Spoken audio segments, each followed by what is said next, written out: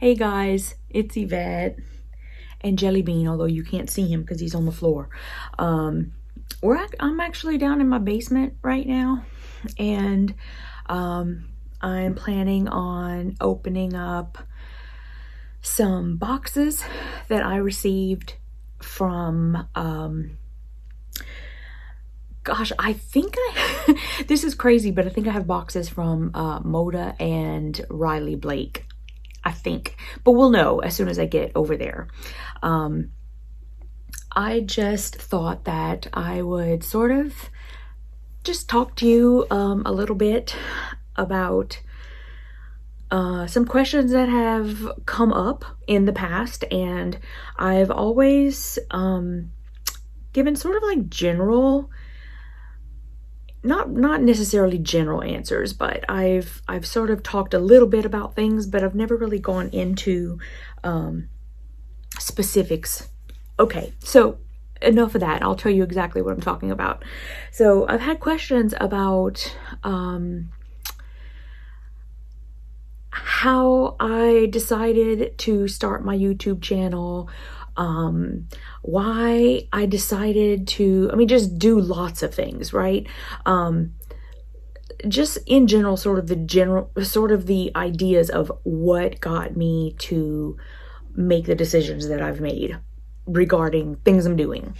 So, oh good, we're gonna have fights now. Smudgy, Scout, yo, stop it. Come here. Come see.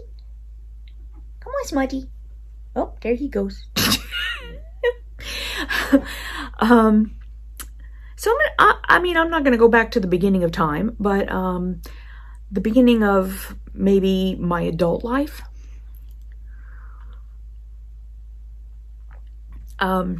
We all have, a story to tell. Everybody has a story to tell. The things that I decide to talk about are, pretty much general things, but please know that I'm not telling you everything. We all have secrets. We all have, and not even, maybe secrets is even the wrong word, just things that we just don't talk about. Everybody has that kind of stuff. So just know that, things that I decide to share are things that I really don't mind sharing, but it doesn't mean that I'm telling you every single thing about everything I've ever done in my life or anything like that. That, I don't know, that maybe that would make for some kind of crazy book someday, but we'll start at the fact that, as most of you know, I am from Louisiana. I graduated from high school in May of 1990. I had started a job like right after it was after high school. Listen, I'm not one of those people who like worked in high school and had a job and all that. I didn't. I had a friend who had a job during high school. But I did not do that. I never had to work before I graduated high school or anything like that. So pretty much immediately after high school, though, I got a job at Burger King. And I was working at Burger King. A little bit more dynamics, just the tiniest little bit about my family formation, or I don't even, family tree, whatever. My parents got divorced when I was about 7 years old, and my dad remarried. My mom eventually remarried. I don't even remember how old I was when my dad remarried, but he remarried first, and then my mom remarried. And then on my mom's side, so in the beginning, like, before my mom and dad divorced, obviously, was me and I had a brother. I have a brother. So it was me, a girl and a boy, me and my brother. They divorced. Dad remarried, mom remarried. Dad and my stepmother did not have any more children. My mom and her new husband had 2 children. And so now there are 4 of us, because I just consider us all brothers and sisters. That's, that's just me. So that was just to give you a little background on that. So I started working at Burger King, and, life was not peachy keen. And I was a teenager, and I was 17 years old at the time.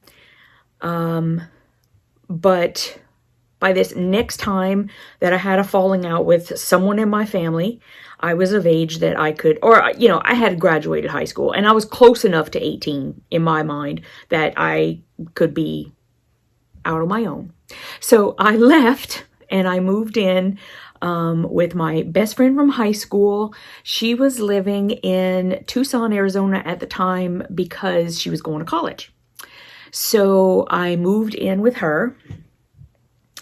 And she and I lived together for a bit. She decided, listen, there's a lot of things going on in between all of this. I'm not giving you every single detail, like I said. But she decided to go home, so she went back to Louisiana. I, at that point, had already met Jim, who you guys know as my husband. He and I met at Jack in the Box. We were both working at the same Jack in the Box, or like if you worked there, at least there, I don't know. We called it Jack in the Crack. Don't know why. Jellybean, what's with the hissing? Hey, come over here. Jellybean. I know it's Jellybean and Smudgy. Smudgy, what are y'all doing? Why don't y'all just stay away from each other? Look, hey, buddy, hey. He's going to knock over the camera. This is the only reason. I know this sounds crazy, but I would let them just hiss at each other, but he's going to knock the camera over. So anyway, Jim and I had met. And when my friend left, and we had dated for a little bit, and then when my friend decided to leave, we moved in together. Or I moved into his place, really, because, I was the one who never had any place to go. Hey, buddy. Hey. And about a year after that, about a year, maybe a little bit longer, he proposed. I said yes. Now, this whole time,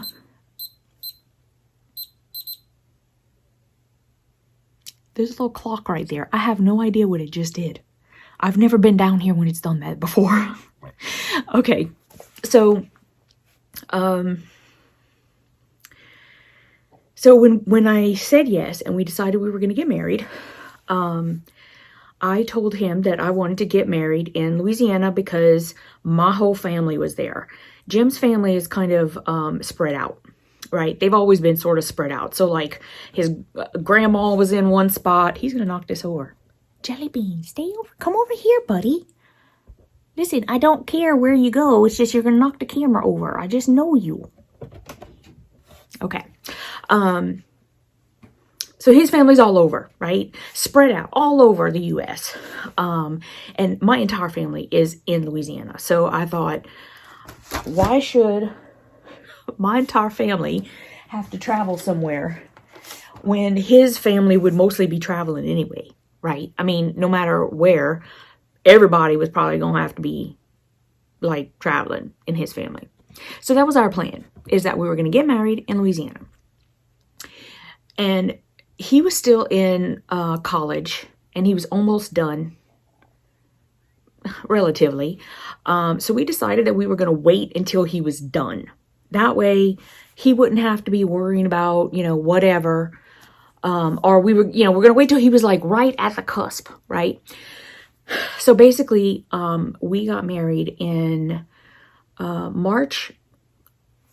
It's March 12th, 1994. We got married. And he was on spring break, which is why we did it at that time. So, I went over a little bit earlier to Louisiana just to finalize everything. And he flew in, we got married, we went on a little honeymoon in Louisiana, and there was this little like antique bed and breakfast, and we went and we stayed for like a weekend, and then we were done. So then we went back to Arizona. He graduated in May of 94, and then we moved right away to Long Beach, California. We basically just left Arizona and drove over to Long Beach, and we're just gonna find a place to stay.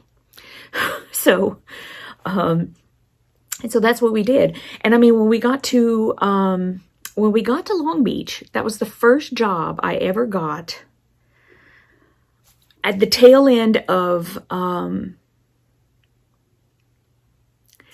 we need to back up. So I did, in Tucson, I did work also. I worked at Jack in the Box for a little bit, and then I worked at McDonald's for a little bit. You guys, I've worked at like so many fast foods, not even funny. Well, not so, that's pretty much it. And then I got a job as a bus boy, and then went up to a waiter at a Five Diamond restaurant. It was the Arizona Inn. If you ever want to look it up, it's still there. Still owned by the same family as far as I know. And so then we moved to California. We were living in Long Beach. We found a place to live. Didn't really have, listen, I have terrible memory sometimes. I don't even remember every single detail, but I know we were in Long Beach. So then I got a job, and I was taking calls. Well, first I got a job at this place called Bueno's Pizza, or Bono's Pizza. Bono's Pizza, B-U-O-N-O''S. You'd think I would remember that part at least, but no, I think it's Bono's Pizza. So I was working at Bono's Pizza, and I had applied for a job working in this call center. Well, I got the job working in the call center, and we just needed the money so bad because we had just moved, and, you know, we had like nothing, just like everybody else whenever they're basically kids and have gotten married, and, you know, or even if they haven't gotten married, you just don't have any money. So I kept both jobs. I would work in the call center in the morning, and then I would go to Bono's Pizza at night. And occasionally there were days when I didn't have to work any job, but usually I was working too. And then I decided I was going to go to college, and I was going to be an elementary school teacher. So I started going to college at night. It was a city college. And at some point, somebody at there was the job where I was working in the call center. They had their bookkeeper quit. Not quit for, you know, but left. And so they asked me if I wanted to do it. And I was like, sure, I'd love to do it. Right? I mean, you know, why not? I like math. So that's kind of how I started in bookkeeping, to be honest. And so while I was in college, working on what I thought was going to be my elementary school degree, I took some accounting classes, figuring why not just take a couple of classes, and, you know, so I at least have a little bit of knowledge about what I'm doing. That went okay. I ended up graduating with an associate's degree because it was a city college. It was a 2-year college. So, but it took me like 4 years at least to get that degree because I was working 2 full-time jobs. And one of them I had started working a little bit less just because I had, you know, all of my night classes. So Bono's Pizza was like almost full-time, but not quite. So, so Jim kind of was moving around a little bit with his job, and because he had finally gotten the job that he wanted. And I don't think he wants me to talk about all of that stuff. He's very private, so I'm going to leave his part, to the side.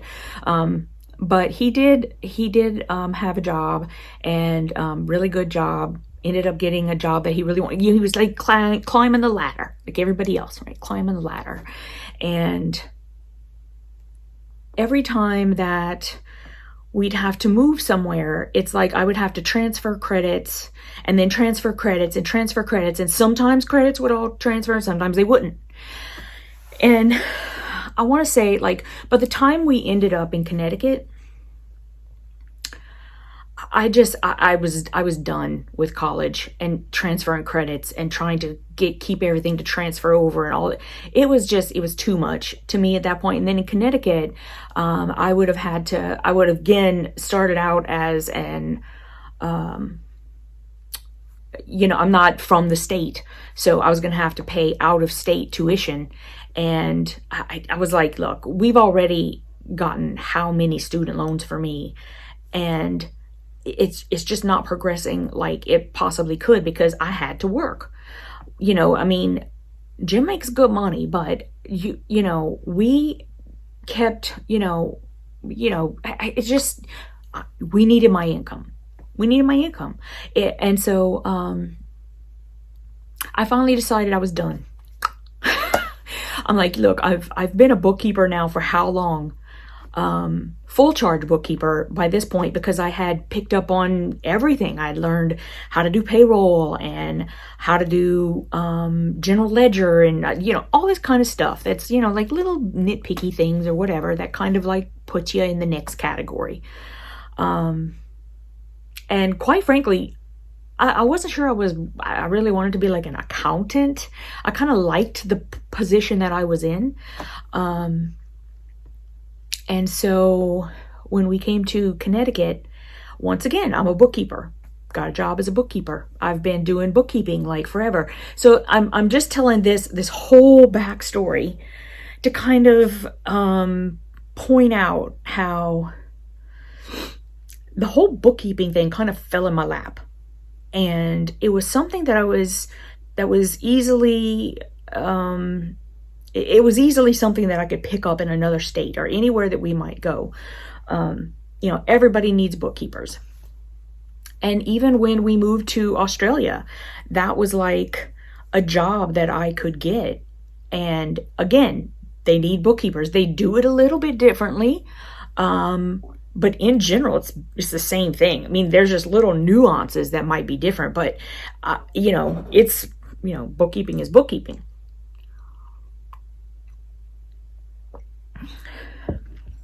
And I actually liked it for the longest time, which is another reason why I didn't mind kind of letting go of the elementary school teacher thing and just doing bookkeeping, because I enjoyed it so much for the longest time. And everywhere I went, I was always generally happy. And I've been working with the company I'm with now for on and off like 14 or 15 years. Listen, I've kind of lost track because I did leave to move to Australia in the middle. Not in the middle, but well, sort of in the middle. It doesn't matter. And then came back and went to the same company. They wanted me back. Now, this particular company was actually, like, when I got this job, I was so happy there for like the longest time. It was, I would tell anyone who asked, it was the best job I had ever had. I loved all the people that I worked with, the people I worked for. I just thought that it was great. I loved working there. And I came back after working in Australia. And quite honestly, I feel like it's a combination of they changed, I certainly changed. Living and working in Australia, living, working, having friends You know, everything in Australia changed me. And personally, I think it changed me for the better. I like the person I am better than ever before in my life. I just feel like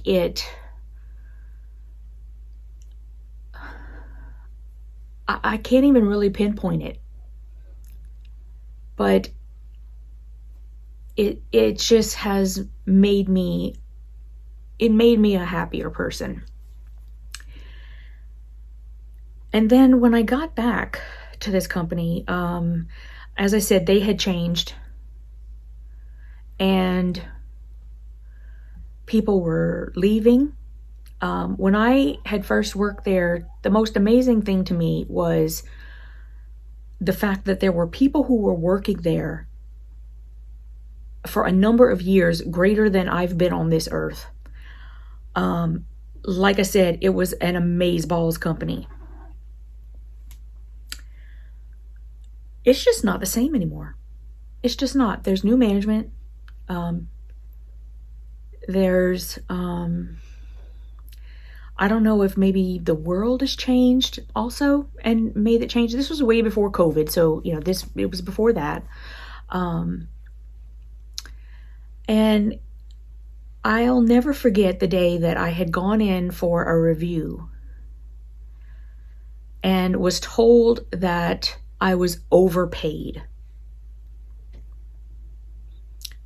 To my face. Which to this day I disagree with, by the way. And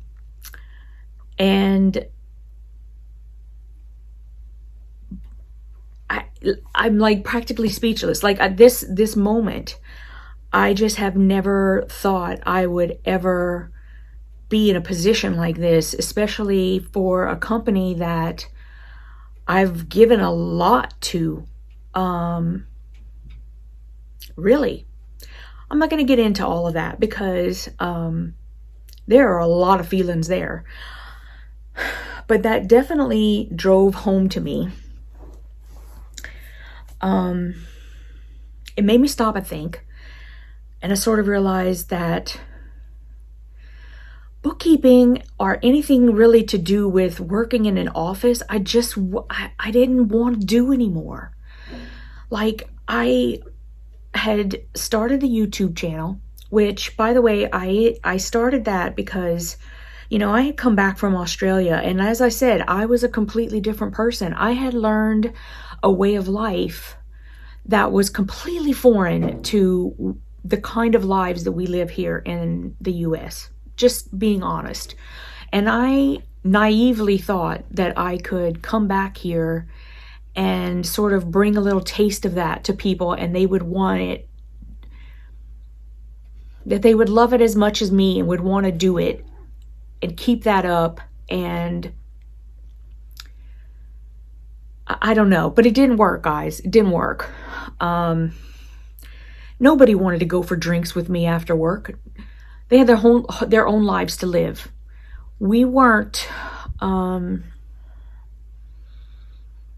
yeah, it just was kind of brought home to me like really fast that nobody wanted that. And my friends had all moved on. Jim was traveling for work still, like he always did, quite a bit.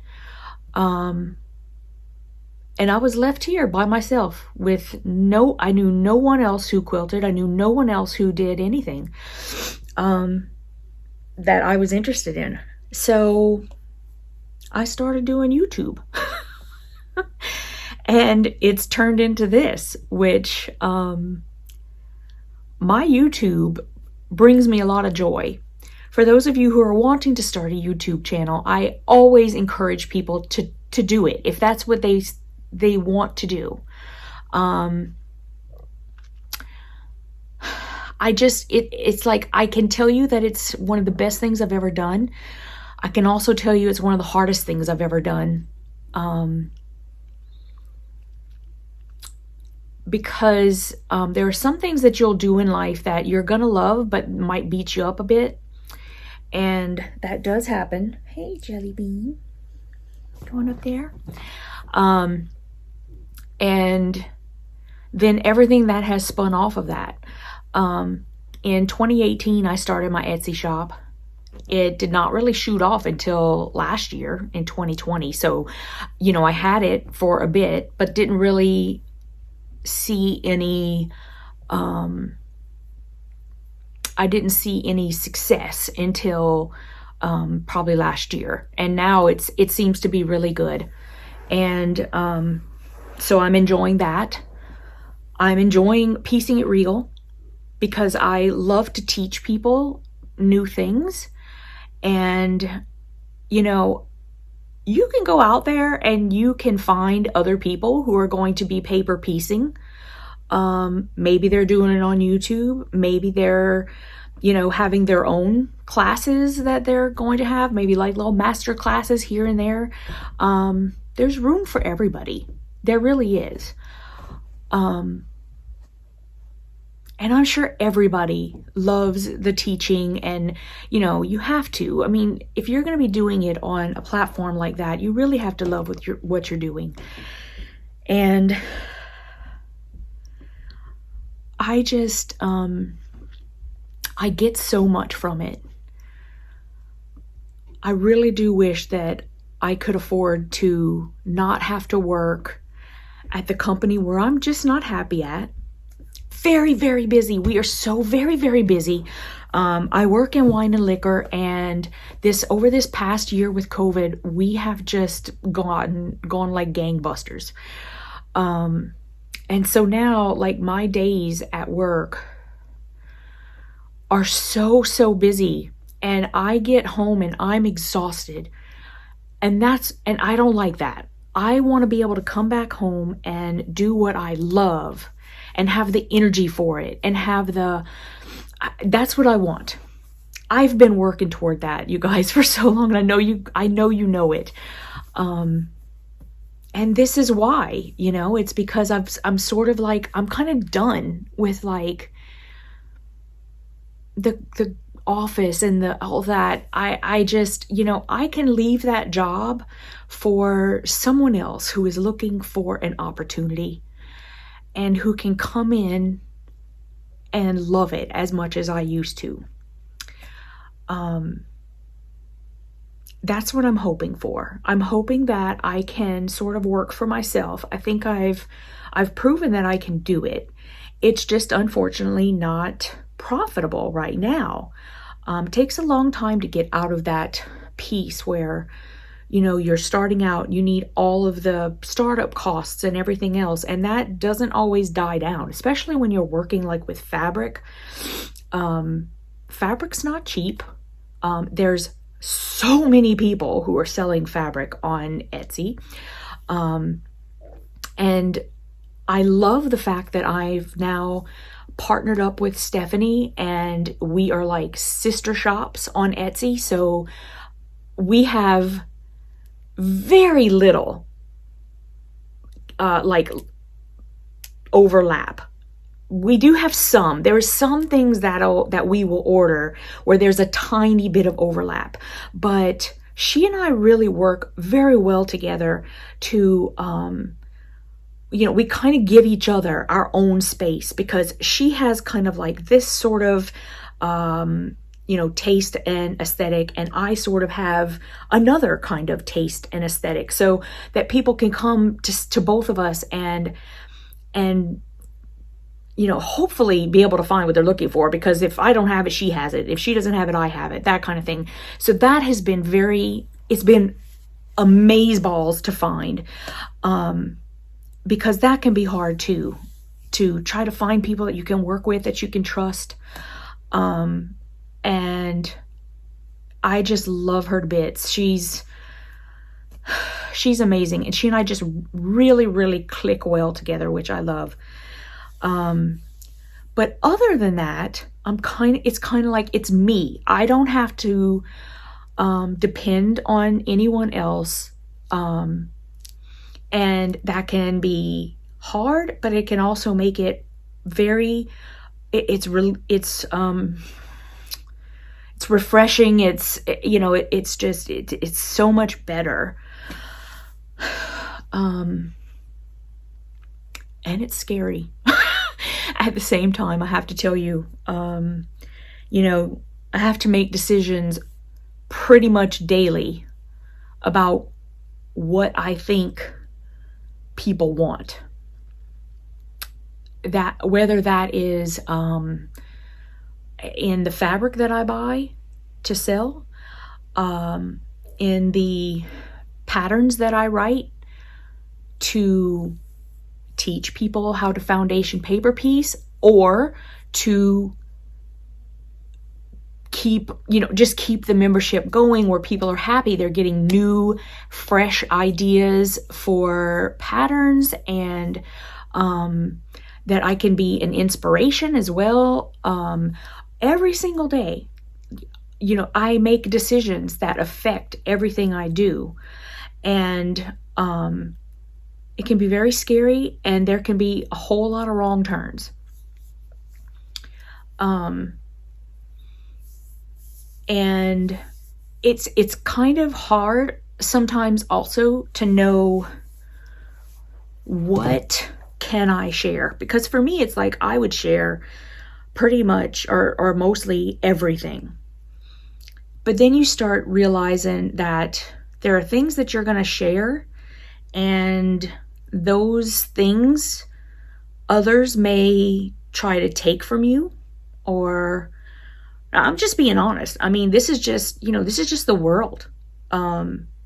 It's very true. I mean, and when you're a very trusting person like I am, or at least like I was, because I'm not sure I'm quite as trusting anymore. I've been, I've been burned. So, and that's a shame. It kind of makes me sad, because I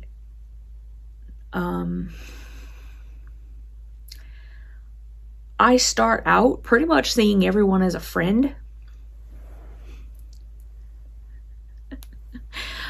And don't really realize that maybe not everyone sees me the same way I see them.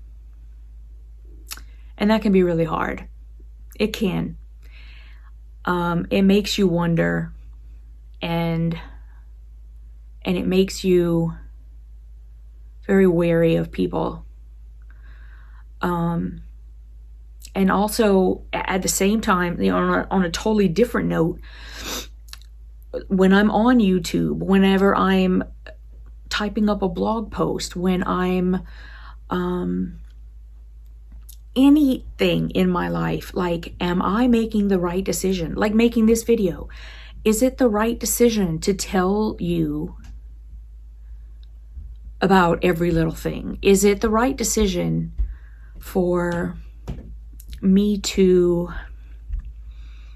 talk about how hard it is to try to promote yourself, because nobody else is going to do it, without alienating everyone, right? So there's like this fine line that you walk, where you want to give,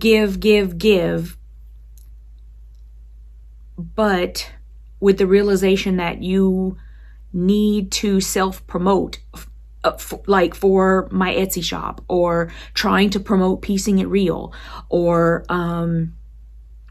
you know, wanting people to come over and subscribe to your YouTube channel, or whatever it is. There are some people, and it's just how it is, who will not want to have anything to do with you anymore because you tried to sell them something. Or they don't think it's appropriate for you to be on YouTube talking about whatever it is you're talking about, and then throw in like some kind of a little pitch.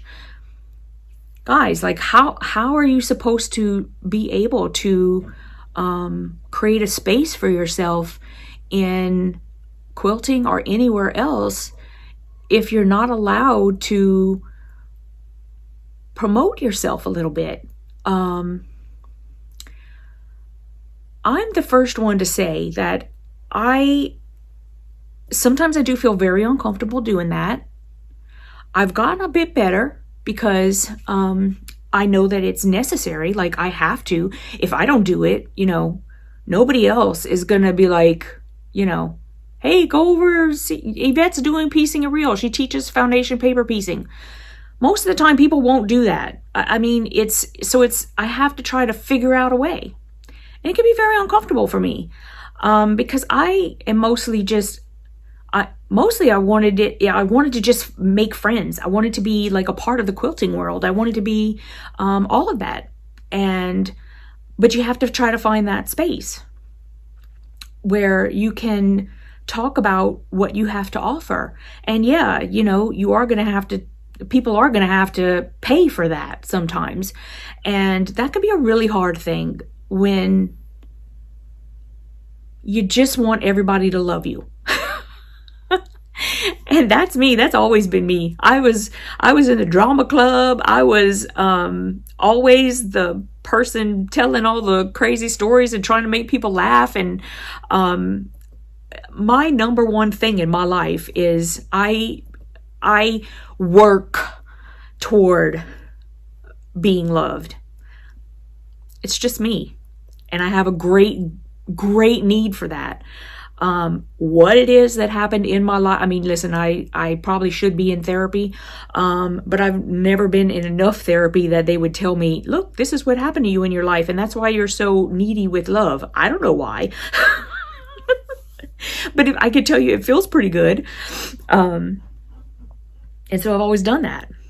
And I don't know, somebody's messing with something outside and look, he's, so I guess bottom line, I will have to tell people about what's in my Etsy shop. I'll have to tell people about piecing it real. Pray that they love me enough that they will tell people about me, because word of mouth is like the biggest thing, but that's also the hardest thing to get. Because most of the time, I don't think anyone does it maliciously. I really don't. I just think people aren't in their day-to-day lives thinking about stuff like that. And it's not something that'll typically come up in a conversation either. So it can be a really hard thing. It really can. Unless you can get your name out there and people know who you are, it can be a really hard thing. And I might think that people should be starting to know my name, after a little bit, but quite honestly, no, it's just not like that. So, all right. I don't even really know what else to say to that, except that, I kind of felt like the bookkeeping was something that fell in my lap. And I just kind of rode that for the longest time. And I'm just ready to not do it anymore.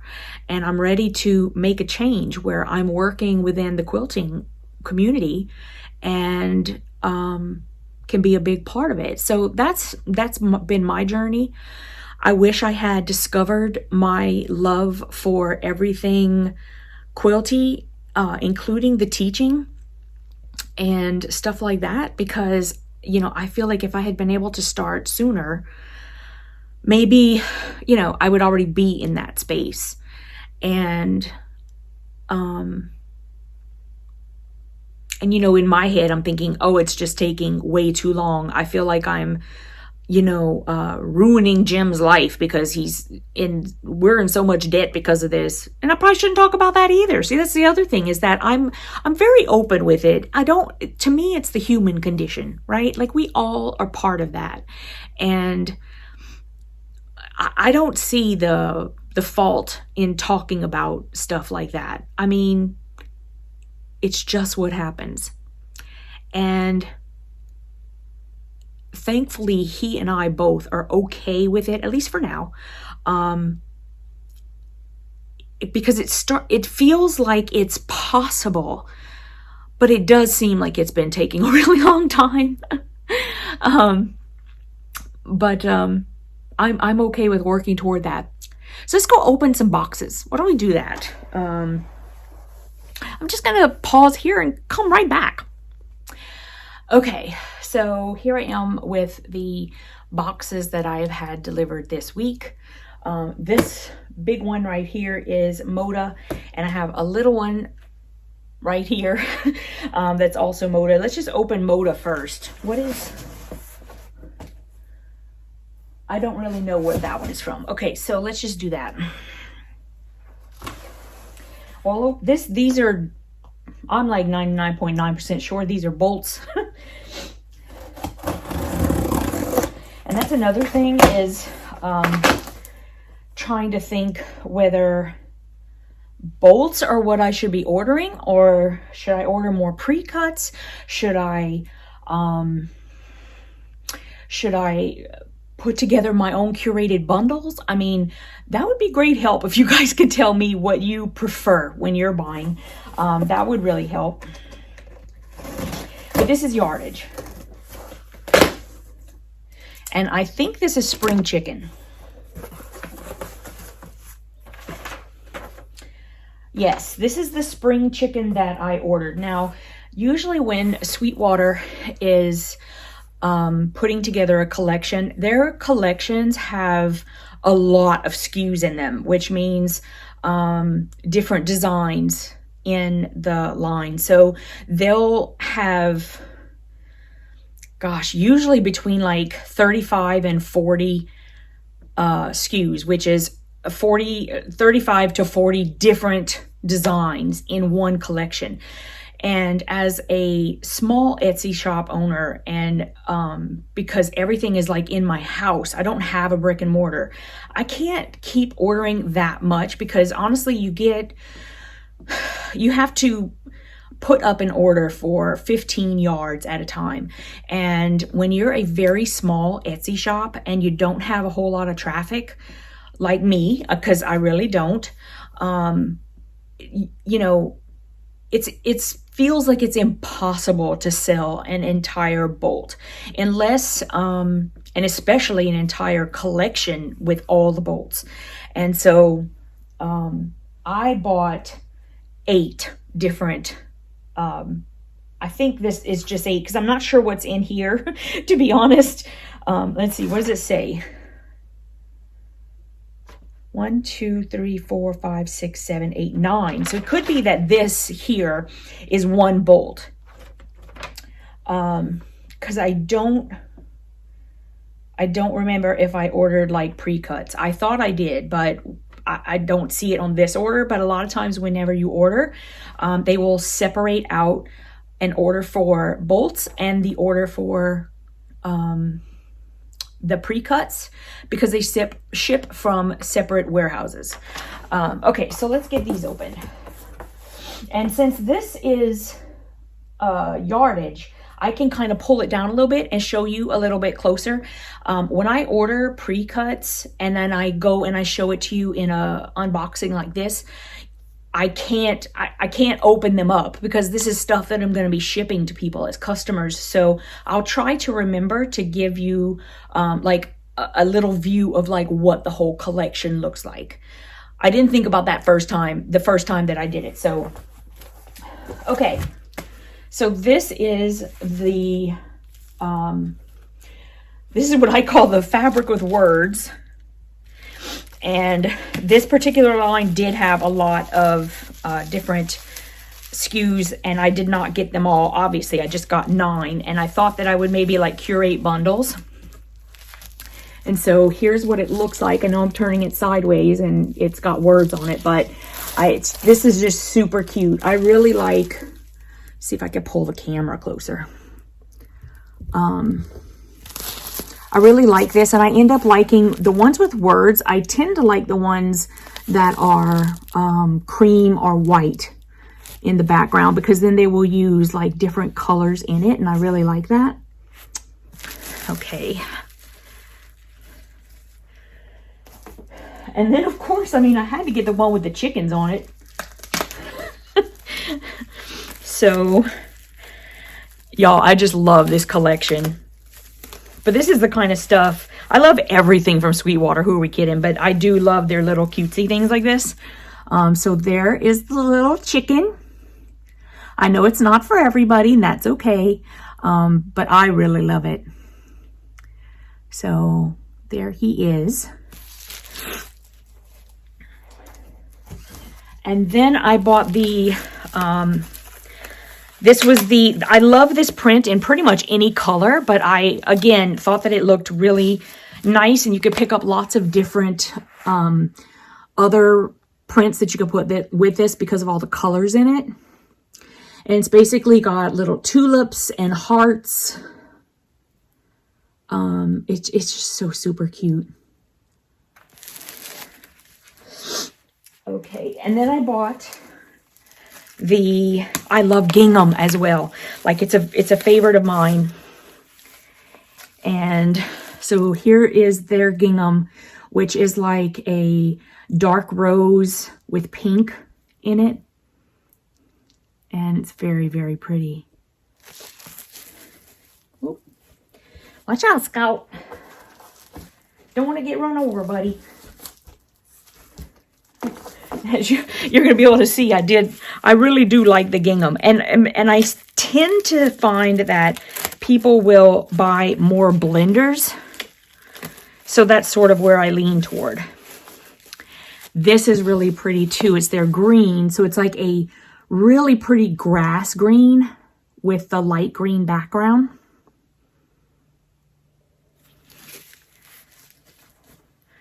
Now I'll just show you all the gingham. This is the yellow one. And I really like this one because the yellow is like this sunshine yellow. Hopefully you can tell that. The color keeps kind of going kooky with the light in here. And then a light yellow background. Very pretty. And then I got the stripe because I think that this is perfect, personally, for the binding. And it's a very tiny stripe.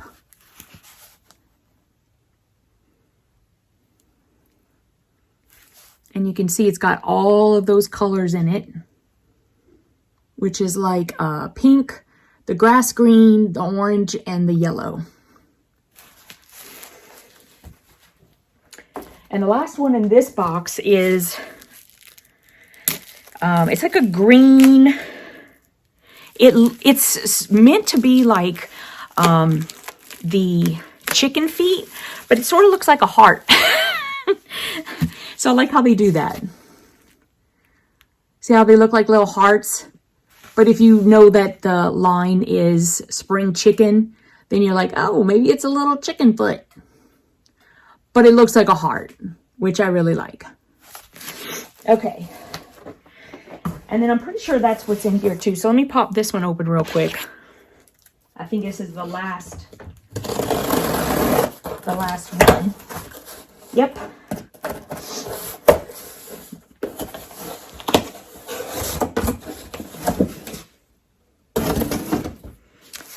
Okay, so this one,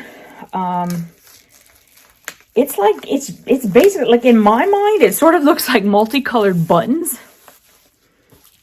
And maybe they're like little Cheerios or little lifesavers. But it's all in those same gorgeous colors. Just fun. It's just fun. Okay, so that's all of the Sweetwater that I got. And let's open this mystery box because I don't remember what this is. Oh, okay. This box is from Andover. And I like to go really slow because they pack them right to the top. You don't want to like cut that with your scissors, believe me. Okay. So this is, these are bolts as well. And I'm trying to remember. Okay, this is Libs Elliott. And this is from her Beguiled collection. And this I thought was like so pretty as blenders, backgrounds, that kind of thing. This particular bolt is all black and it's got like this paint spatter. Black doesn't do well in cameras, unfortunately. But can you see that? It's very nice. I love it. Of course, I love Libs Elliott too. And then I also got the same thing, but this one is white. with the same like paint spatter. That's what it looks like to me. It looks like paint spatter. And so it's the same exact thing except in white.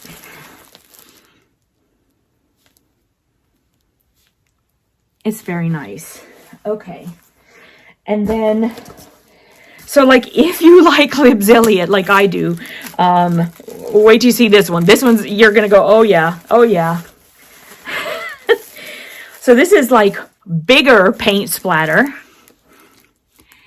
And I just flipped out when I saw this. This is a black background with just, it's almost like someone took a paintbrush and went pow, pow, pow. With all these gorgeous colors. And I would think this would be, like if you're making a quilt with Libzilliot in it, this would be like so cool for the backing. So cool. And of course I got that same thing but in white. And this was like to make, you know, to just make happy anyone, whether you like the white or the black. I have both of them. And I just think they're both are beautiful. And these would be especially good. I think these would be especially good for the backing, and the other one I just feel would be good for background, right? When you don't want to use like plain white or you don't want to use plain black, you have just this little pop of color in it. And anyway, as I said, when you have a shop, sometimes it can be very difficult to try to make everybody happy.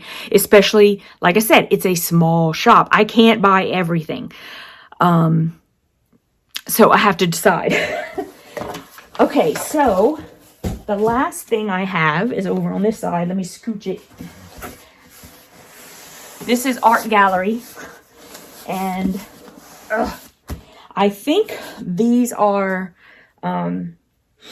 I've been trying to sort of work toward getting more solids because they have a lot of solids, and I want to be able to give everybody, you know, like if you're looking for a particular color, you know, you can come here and you'll find it. But I can't order everything. You can't get everything at once. It's really expensive. So I've been doing it a little at a time.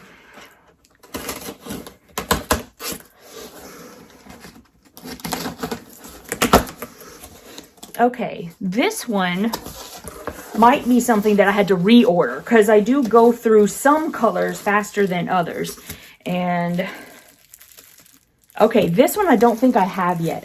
This is Cozumel Blue. And I do tend to go for blues. And Stephanie loves blue too, so she's going to love this. There it is. And I do have a lot of blues in the shop. So if you're looking for blue, I can definitely help you with that. And then the next one, I think this is is this Creme de la Creme, which they're always out of stock. Yes, so this is Creme de la Creme. It's always out of stock. Takes for it, like I'll order it and it'll take like a month sometimes for me to get it. But this is the Creme de la Creme. Everyone likes that. It's not a white. It's cream is what it is. So got that. And then I think this is a new one too.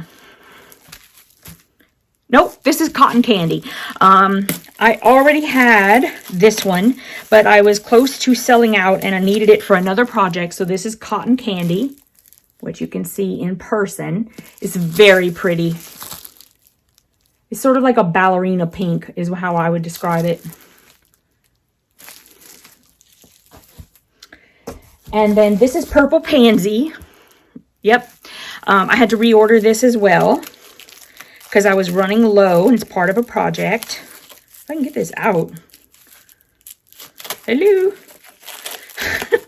I just want to kind of do the top a little bit. So there's the Purple Pansy. Very pretty purple. Very, very pretty. This is what I think of as the color purple, like when I hear the book movie title / whatever. This is crystalline. So you guys are seeing, these are like reorders for me. I had gone through crystalline. I needed more. So here is crystalline blue. It's a very light, like baby blue. It's very pretty in person. And then this is a reorder as well. This is Maldives, I think. Oop, other side. Yeah, this is Maldives. And I had to reorder this as well. I had run out, or I was pretty close to running out. And this is another blue. And it's very pretty. This is a, this is, to me, it's like a true, it's blue going on teal. It is not a green blue. Well, maybe it is sort of a green blue. It's, I wish you could see it in person. If you've ordered it from me, you know. It's a gorgeous color. So there you go. Okay, that's everything I had that I have received this week. And I will continue to do this because you guys said you liked it. So I'm really happy about that. I will try to remember to, well, I always say that, don't I? I'm going to put in a collage of spring chicken so that you can see all the different prints because they have a lot. There are a lot of prints. It was very hard to try to pick the ones that I wanted to do. And I'm not even really sure that I picked the right ones. I'm never sure. I'm never sure. I think I need coffee. I've been talking quite a lot here. So, thank you so much for watching this video. You can always email me if you want to talk about anything.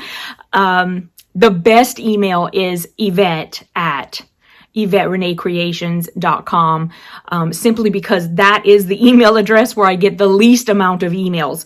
I have lots of email addresses. Well, lots. I have like 4 email addresses, 3 or 4, something like that. And the others are like busy, or I'd like to like keep them separate. Like the piecing it real one, I'd really like to keep that just for piecing it real. So anyway, there you go. I hope you've enjoyed this video. I've really enjoyed making it for you. And I have heard that people would like to have more of like chit-chatty videos and unboxings and things like that. I do understand, guys. You know, someday, and I have to believe that this is true, I will not have to work outside the home. I will have more time that I can devote to doing these kinds of things that I truly, truly love to do. And I can't tell you enough how much each of you means to me. And it's so very true, because I would not be here if it weren't for you. And I will never forget that. So again, thanks for watching. I love you guys all, and I'll see you in the next video. Mwah.